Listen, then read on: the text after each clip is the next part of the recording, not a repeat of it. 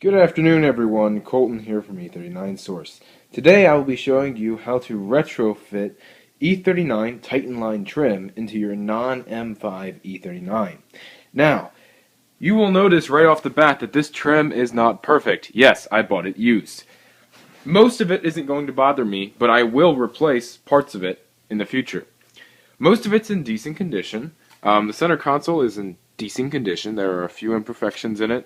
There are a few imperfections in this trim up here.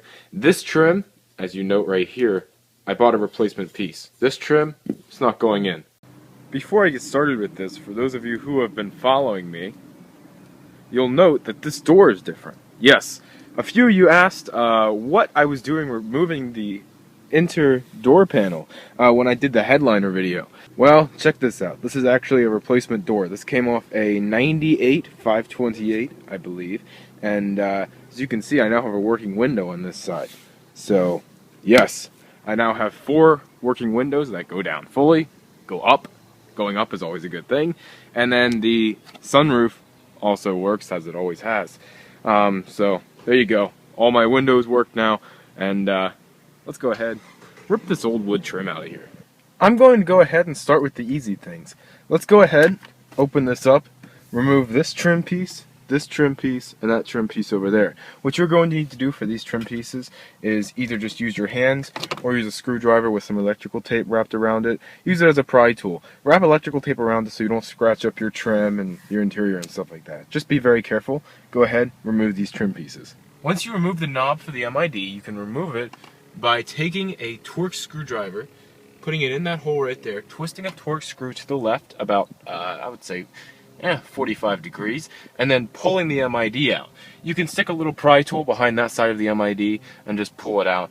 Or you can even grab a little pair of pliers, stick it on the little volume button right there, and pull on that, and then remove it that way.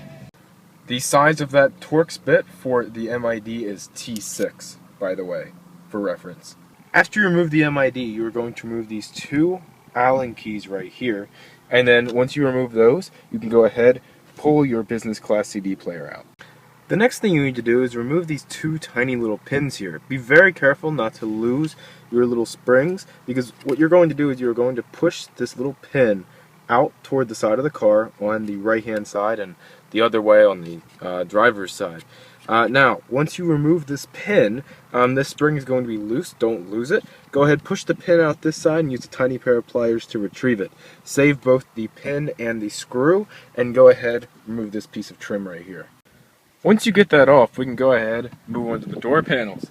Now, for the door panels on a regular E39, you're going to want to take your screwdriver, get under here, pry up. Just be very careful not to snap your trim in half or bend it if it is the wood, because it does have a metal backing, and just take it off all the door panels just like you did off here. It'll be a little bit tighter, just work a little bit slower, and go ahead, remove that off all 4 door panels.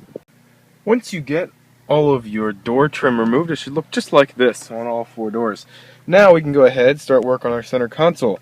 What you're going to need to do first is go ahead, remove the stuff prying your doors shut. Remove this. And go ahead, lift up your shifter boot. Now that I have this lifted up, I'm going to go ahead and undo the wiring that I did about 6 months ago when I put this illuminated shift knob in. Now, what you are going to need to do to remove that wiring is just undo the electrical tape and unplug the wires. Once you do that, you can go ahead, reach under here, and push these buttons up through the bottom, like that. Then you can go ahead and move to the back of your car here and pull out your cup holder cubby. Now to do this, whether you have cup holders or a cup holder cubby is very much the same. Just basically pull out toward you. They are both just held in by clips. So go ahead and pull this out now. Once you do that, you can go ahead, slide down your AC vents, and you can go ahead and remove them once you get them down to a certain point, like that. Then you are going to remove these 2 screws in here and slide off your center console. With that removed, we can go ahead and remove the 5 screws we need to remove. 1 here, 1 here, 1 here, 1 here, and one here. Go ahead, remove those screws, and then you can remove your center console, moving it obviously around the shift boot. I'm going to go ahead and wire the new center console for my illuminated shift knob. If you do not have the illuminated shift knob in your E39, you can go ahead and skip this step.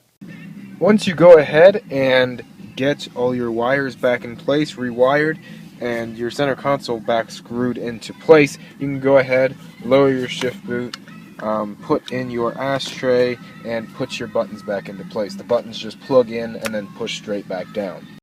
Once you are done with that, it should look very much like that. Now what I'm going to do is install the panel that covers the CD player. Now this is something I left out. You can see these little marks right in here. What I had to do was I had to use a Dremel to actually cut these little clips in here. Now since mine were metal, some are plastic, basically it's the luck of the draw. If they're metal, you can cut them with a Dremel. They will retain enough springiness that you can go ahead and put them back on, and they'll hold the trim to this metal bracket well enough. And that's what I did with mine. So basically I cut them with a Dremel. If you don't own a Dremel, I'm not exactly sure how you can do this. Get creative, or maybe you can just put enough pressure under them and pop them off. But from everything I've read, you need to use a Dremel to get those off. And that's exactly what I did. So now mine is holding back into place. It's a very simple thing. Just figure out how to get those off and then hopefully get them back on. If not, it looks like you could use glue pretty well. No big deal.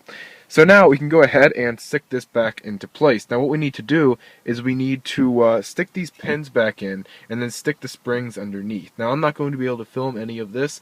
I'm going to explain it the best I can though. What we are going to need to do is we are going to need to line this up to the best of our abilities and then slide the pins in from either side going in either direction. Then after that we are going to need to slide the springs in on top and then push them and clip them up into place. It's going to be a little bit difficult seeing as I've never done it before, but I'm sure I'll figure it out. To get this installed, it was actually a lot easier than I thought it was. Just do exactly as I said, push the little springs into place, and it will function normally.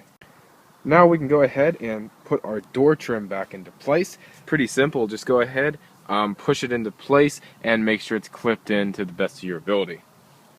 Now that we have all of our door trim installed, we can go ahead and reinstall that because I forgot to. With this reinstalled the way it should be, we can go ahead and install our left finisher, our left center finisher, and our right. Once we get all of that back installed, we can go ahead and install our CD player and MID. The installation procedure for that is the exact opposite of taking it out. And with that, let's move back into the garage, and we're done. Thank you for watching, and I will see you in my next E39 source video. Thanks again. Hope I helped. Bye-bye.